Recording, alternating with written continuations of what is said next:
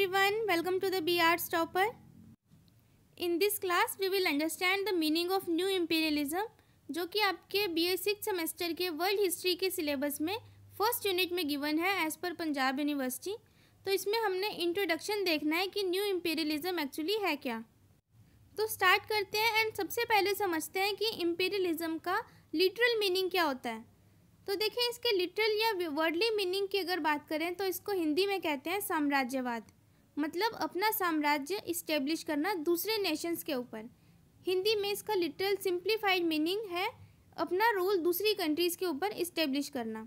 तो इम्पीरियलिज्म एक ऐसी पॉलिसी है जिसमें एक स्ट्रॉन्ग नेशन दूसरी कंट्रीज़ में अपनी बाउंड्रीज़ के अलावा दूसरी कंट्रीज़ में अपना रूल इस्टेब्लिश करता है एंड वहाँ पे अपनी कॉलोनीज़ इस्टेब्लिश करता है, या फिर किसी दूसरी जगह पे जो लोग रहते हैं उनकी रेस के ऊपर कोई कंट्री अपनी रेस की सुपीरियॉरिटी बता के वहाँ पे अपना जुरिस्डिक्शन इस्टेब्लिश करे और वहाँ का जो कंट्रोल है उसको अपने हाथ में ले ले। इस पॉलिसी को बोलते हैं इम्पीरियलिज्म।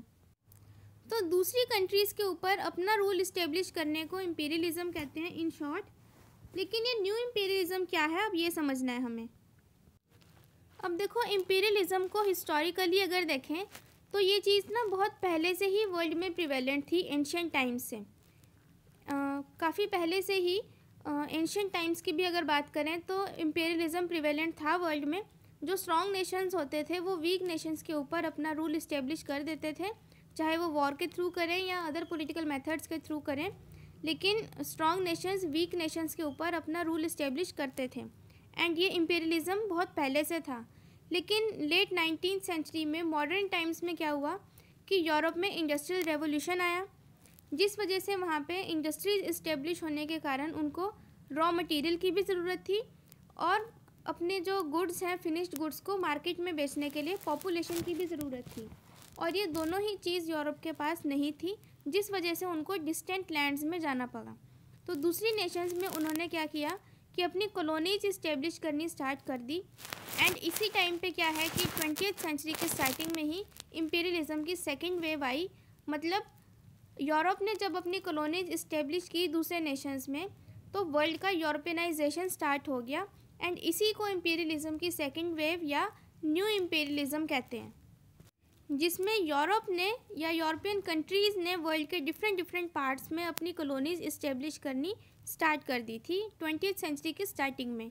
ठीक है, तो न्यू इम्पीरियलिज्म 1870 से 1914 के बीच का टाइम पीरियड है, जिसमें कॉलोनियल एक्सपेंशन बहुत बढ़ गया था एंड यूरोपियन पावर्स ने जो दूसरी कंट्रीज़ की वास्ट टेरिटरीज उनको सीज करके वहाँ पे अपने एम्पायर्स को इस्टेब्लिश कर दिया था।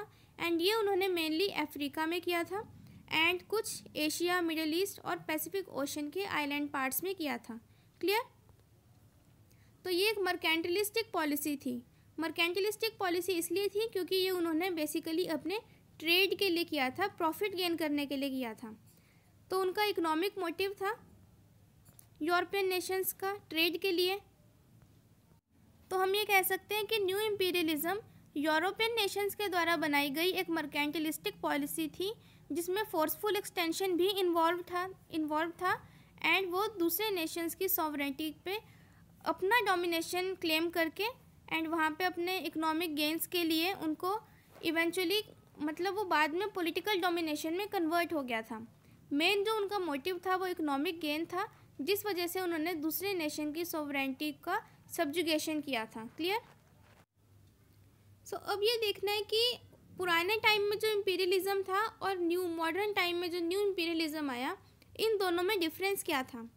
तो देखो, ओल्ड इम्पीरियलिज्म की जब हम बात कर रहे हैं तो वो 16th सेंचुरी के आसपास की बात है। तो एक तो इनमें टाइम पीरियड का डिफरेंस है। ओल्ड इम्पीरियलिज्म 16th सेंचुरी में आया था, जबकि न्यू इम्पीरियलिज्म 19th सेंचुरी के लेटर फेज़ की हम बात करते हैं न्यू इम्पीरियलिज्म में।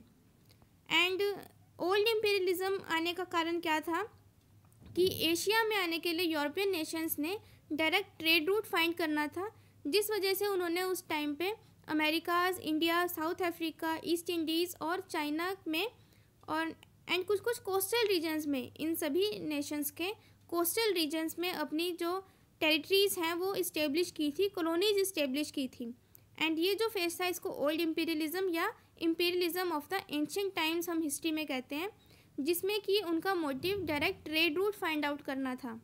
ट्रेड ही मोटिव था एंड ट्रेड के लिए उनको एक रास्ता चाहिए था। एंड इसी वजह से उन्होंने Americas, India, South Africa, East Indies और चाइना में अपनी कॉलोनीज इस्टेब्लिश की थी। बिकॉज आपने सुना होगा कि जैसे इंडिया आने के लिए उन्होंने ट्रेड रूट फाइंड आउट करना था, लेकिन उन्होंने पहले अमेरिकाज़ को डिस्कवर किया, तो ऐसे उन्होंने वहाँ पे अपनी कॉलोनीज़ को इस्टेब्लिश कर लिया था। एंड ये था ओल्ड इम्पीरियलिज्म, जिसमें उन्होंने क्या था, ट्रेड रूट फाइंड आउट करना था। लेकिन न्यू इम्पीरियलिज्म में क्या था कि कमर्शियल रेवोल्यूशन आया था यूरोप में, जिस वजह से उन्होंने रॉ मटेरियल के लिए दूसरे नेशंस में अपना डोमिनेशन इस्टेब्लिश कर दिया, रॉ मटेरियल के लिए। और उनकी जो वेल्थ की डिज़ायर्स और नीड थी उनकी, ठीक है, नीड तो क्या डिज़ायर ही थी, उनको वहाँ की मार्केट एक्वायर करनी थी और raw materials.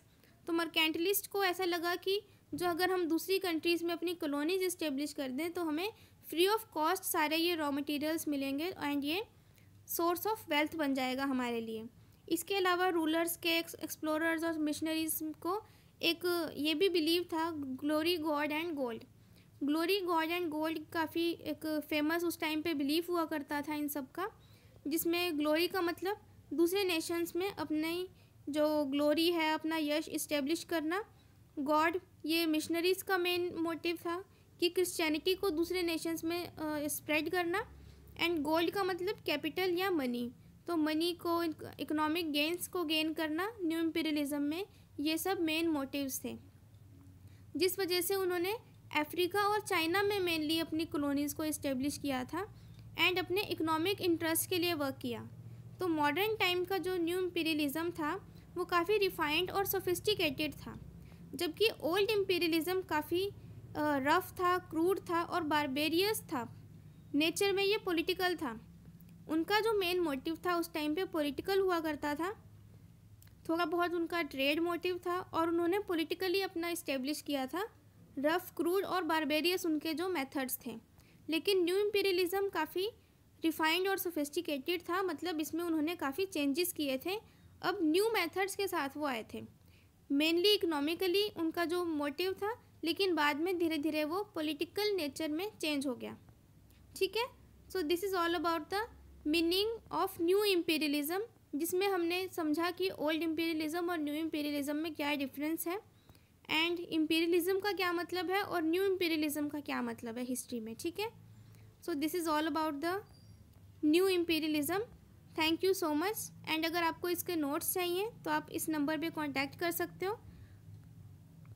And if the video is helpful to you, kindly subscribe to the BR's Topper, press on the bell icon for the notifications, and kindly share with all your friends. Thank you so much.